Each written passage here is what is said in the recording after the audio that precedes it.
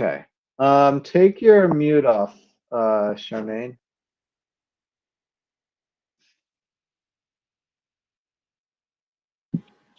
Nice. Yeah, and then go back to where you just were, that tab you were just in. Go slow here. Get the right one. One more over. There, that's the one. Yeah. Good. So look what you've done here. You have copied and pasted this thing in, and it's all highlighted the way it is. Don't click in right now because it's going to make it easier if we do this all in one fluid motion. Yeah. Notice that the months are in the right row up there, right? And that's because we selected that top point when we copied it. We put that row in there so that all those dates would go right up in that top row number 1. So notice how we selected it carefully, and we've now pasted it into E1, and everything is where it needs to be. It's beautiful at the moment. Okay, this is great. Now, we need to clean it up a little bit because it's got a lot of messy stuff in here. So this is going to get a little bit hectic because there's sort of some things that need to happen. I think what I'm going to have you do is I'm going to click into your copy.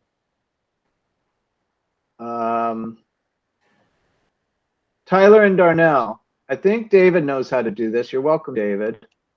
But Tyler and Darnell, will you click into Charmaine's number 4? So click into her copy of the underwriting.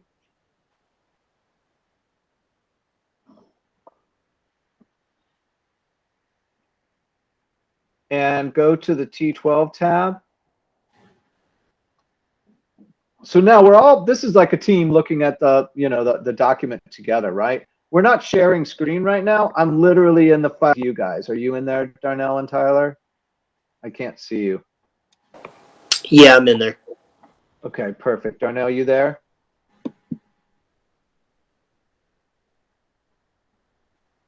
I can't hear you if you're mute. Yes, I'm in. Okay, cool. Thanks, sir. Thank you. Okay, so look. It's moving a little slow, but I'm getting in there. Okay.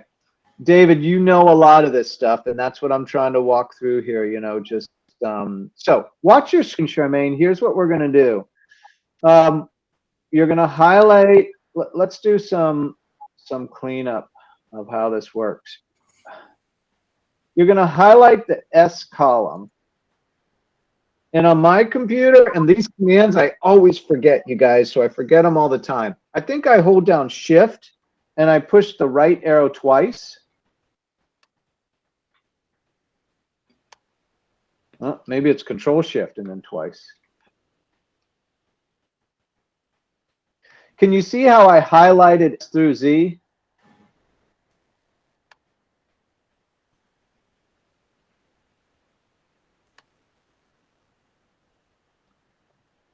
So I know on a Mac, if you just hold Shift, Command, and push the right arrow, it lights it up.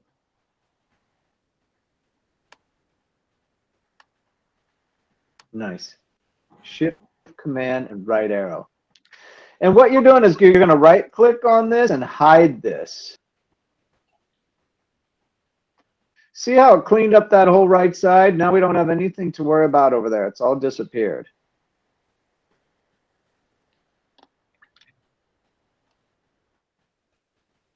How's that look for you, Charmaine? Did you see that happen? See how the whole right side is gone now? It's just all those columns to the right of R are disappeared. They're hidden. Darnell, you see that? Yeah, What's to the right of what? Okay. See column R? Yes. Everything to the right of that is now hidden. Okay. Mm-hmm. And it seems like, kind of a waste of a step. You're like, why are you doing that? But it really helps your screen. The way it all positions, it won't go past it. It all starts to lock the whole thing into a screen for you. And then watch the next step. I'm going to go back in and where do I have this? I got too many tabs open. I'm going to now, highlight all these things below it, right? And I'm going to hide these too. Hide rows. So now, do you see how it's locked in our view and we're looking at very few we're looking at only the data we need to look at. Does that make sense? Yeah. Yeah. And so now I'm going to proceed. And so part of this I'm going to show you so your brain goes, okay, it's possible. And when you practice this week, I want you to try to go back and figure out how it was done, right? Because that's what you're trying to do, is limit your viewing area. Now we're trying to manipulate this data a little bit. So I'm going to go back and do what we did before. I'm going to highlight this area, and I'm going to do about 3 things here. Kind of forget what it is. The first thing I'm going to do is remove formatting. Format. And maybe on this one, let me actually back. Why don't you click over to my screen so you can see, click back to your, let's do share now. Let me share my screen to walk you through these next steps. And I know it's taken us 30 minutes to do this, but trust me, if you practice this a few times, this will be a 5-minute procedure. All of this will take 5 minutes, okay? That's your goal. And it will happen, and it is very real, and it's very possible, all right? But it's going to take some practice. So I've highlighted this. I'm now going to do Charmaine and Darnell and Tyler. You guys looking at my screen? Yes. Okay. Yeah. Charmaine? Okay. Charmaine, you looking at it? Give me a thumbs up. I should be looking at your screen. Okay. So I'm going to do format, clear formatting. You can also use the quick keys. Control/ will get you this. Notice that clear formatting really makes it nice for me to look at, right?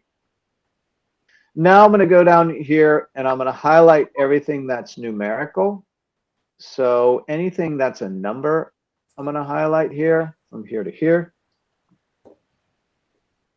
And I want to do some things to the numbers. I want to put them all in the center maybe.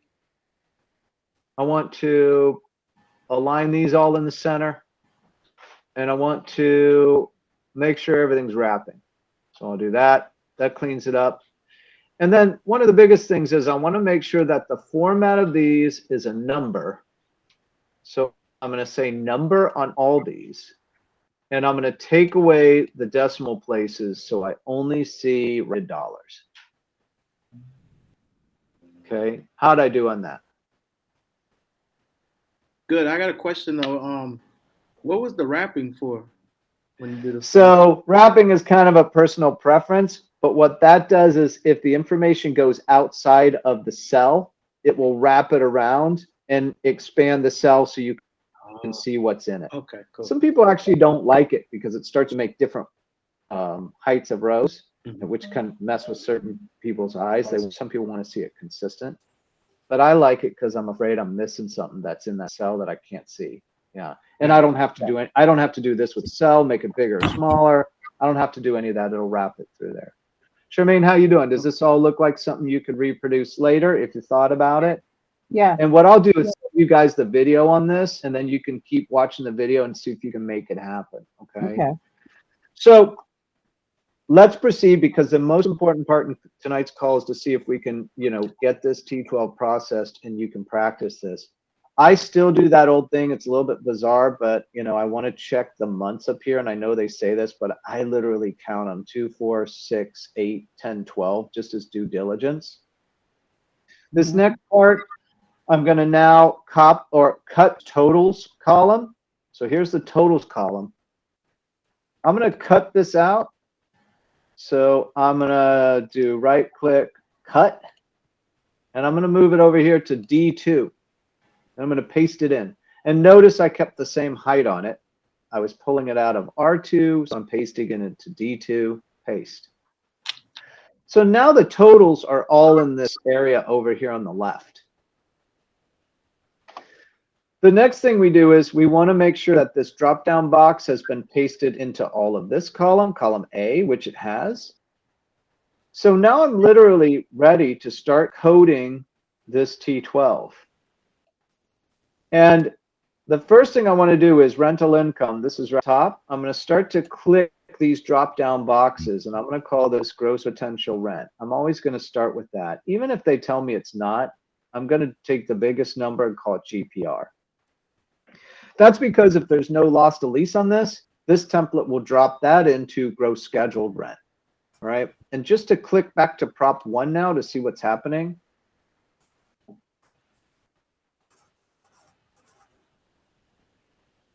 Notice my gross potential rent of 928,000 is already dropped in. So as I'm clicking these schedules here, it's going to start to fill these out, right? So see the 928 back here, there it was already dropped into the template. Now I'm going to start to code other things, like this says utility income. So I'm going to go here and I'm going to say utility income, utility, reimbursement, RUBS, income. So that might be a little bit going, what are they really talking about? Utility reimbursement or RUBS, income. I'm going to code that. The wrap, see how it expanded the row there, David? That's what the wrap does for you. It shows you the entire wording and expands that row. Okay. Total income. So this looks like my, let's see, income. What are my other options for income? Total effective gross income, EGI. That's what I think this is right here. That may take you a while to decide what these are, but once you go ahead and set them up, you can go have somebody go back and look at them. For example, Charmaine, you could call Darnell and go, log into this underwriting I did. It's in file folder 9 and mine is number 4. And I want you to check out my T12 coding and see if I coded it right. And Darnell could come in here and go, well, I don't know if that was total effective income, and play around and decide it's something else and redo it. And all that happens with the click of a mouse here, and it's all fixable and it's all transparent. Everybody knows what you selected. Let's see what's next. Payroll, contract labor. Let's call this payroll. Click.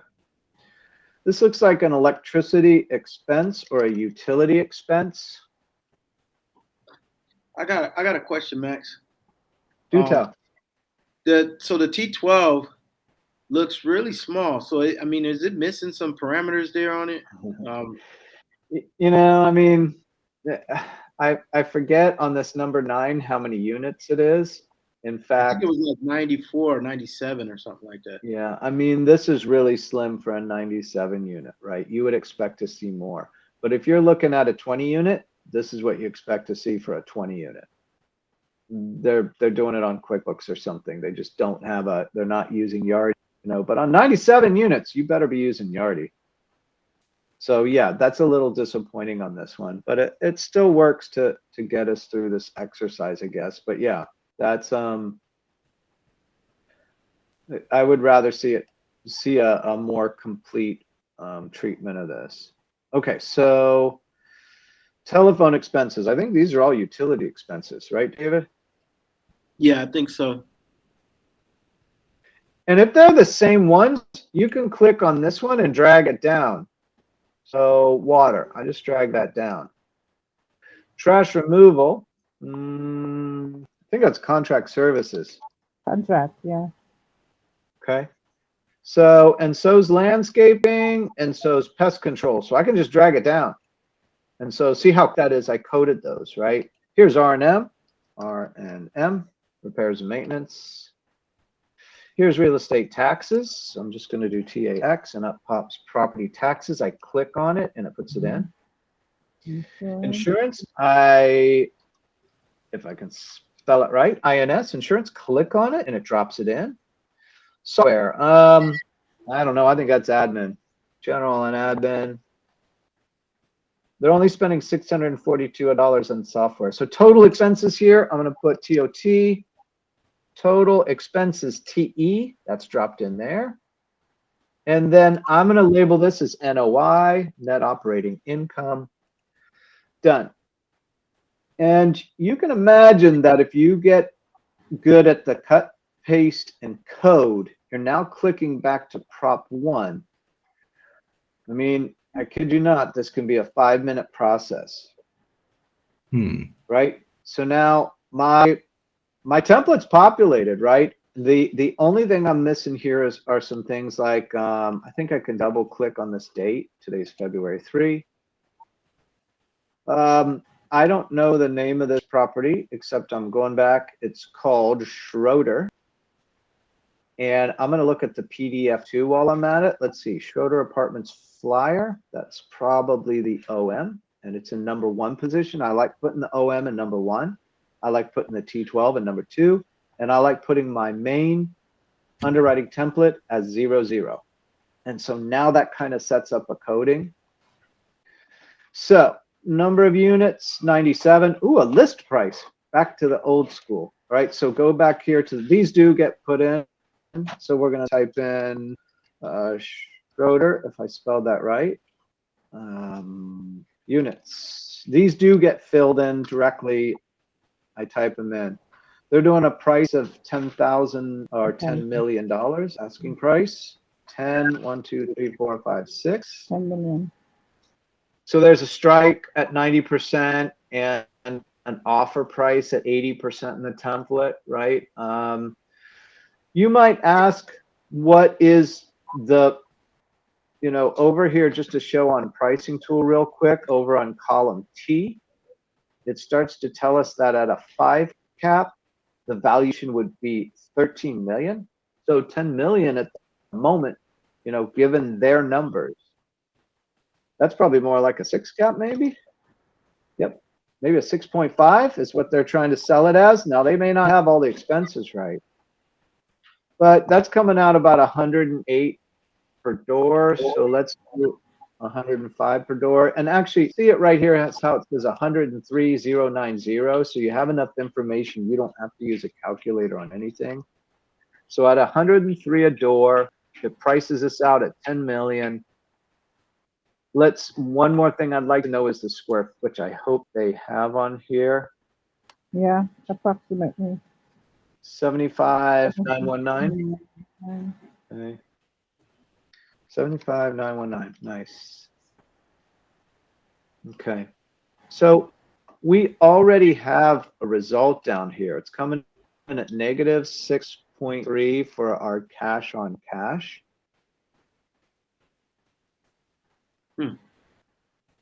And what's starting to happen very quickly. So we've rolled through it. We got to be a little bit careful on time here, but let's take 2 minutes to start to look down the sell column.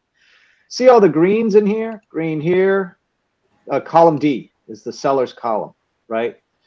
There's a green down here. Green means that our template matches their T12.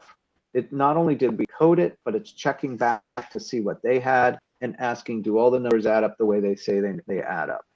So that's a nice, the green is assuring.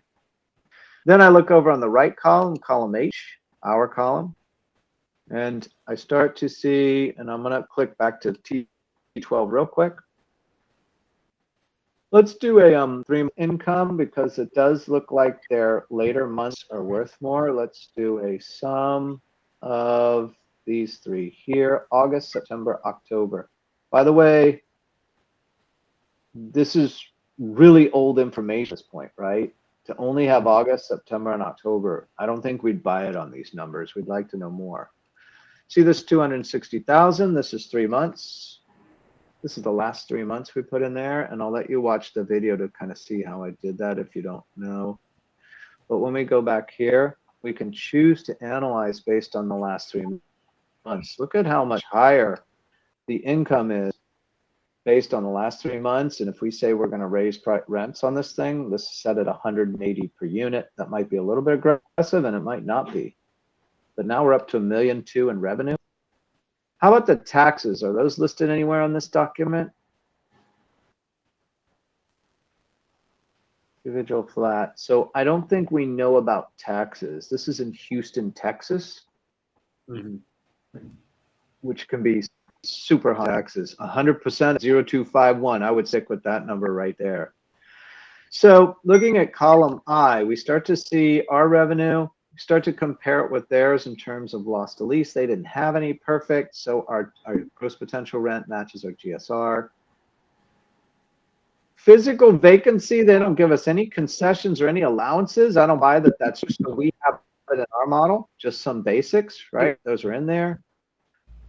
So our scheduled rent is $1,125,000. That's quite a bit higher than theirs. That's an extra 175,000 higher than theirs, predicting. But look at our taxes jump up almost triple, quadruple, more than quadruple. Our taxes more than quadruple. That makes sense. Is that normal though? 51,000 for taxes? In Texas, it is.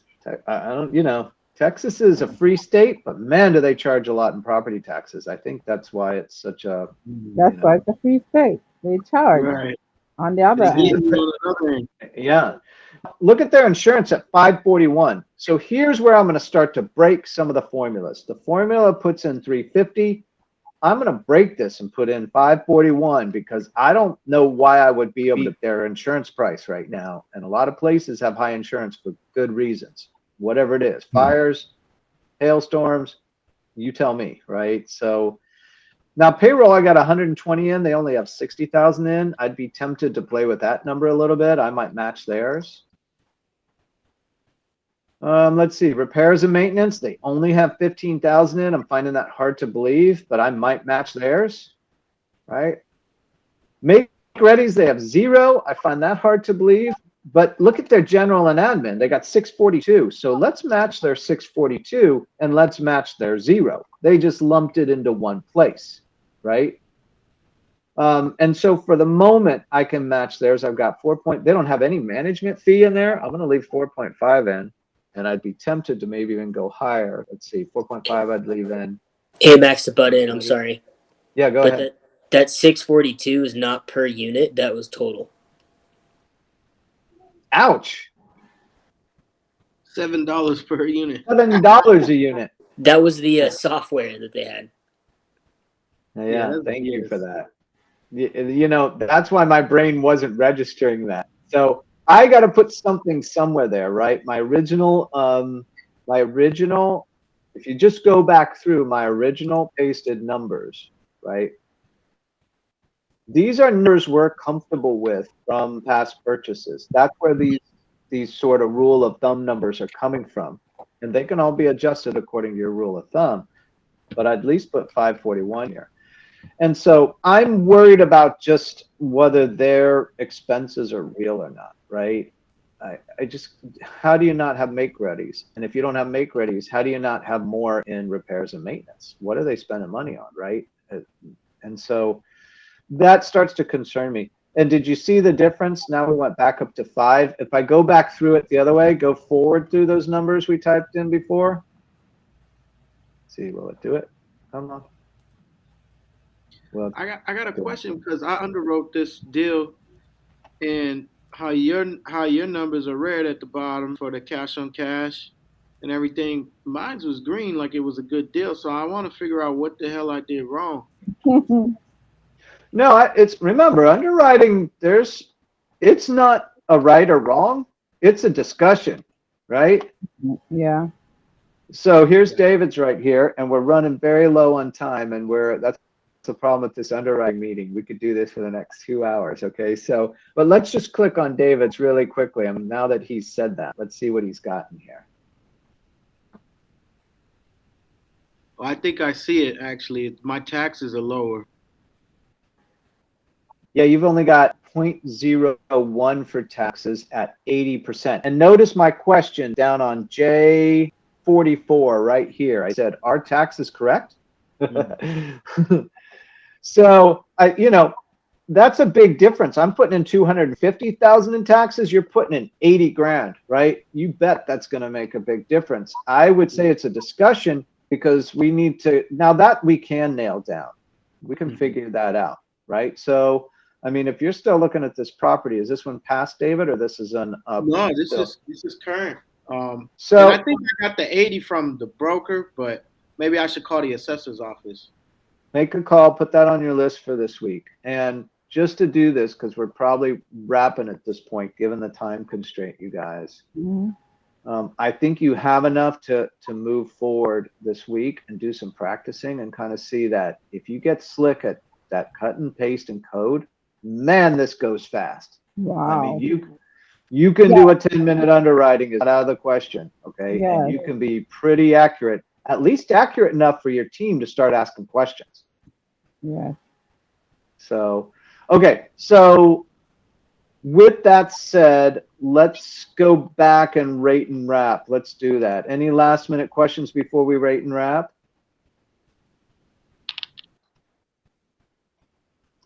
All right. I don't know if we have to type them. What's your score? Call out your score. And remember, you're rating the meeting, not the person.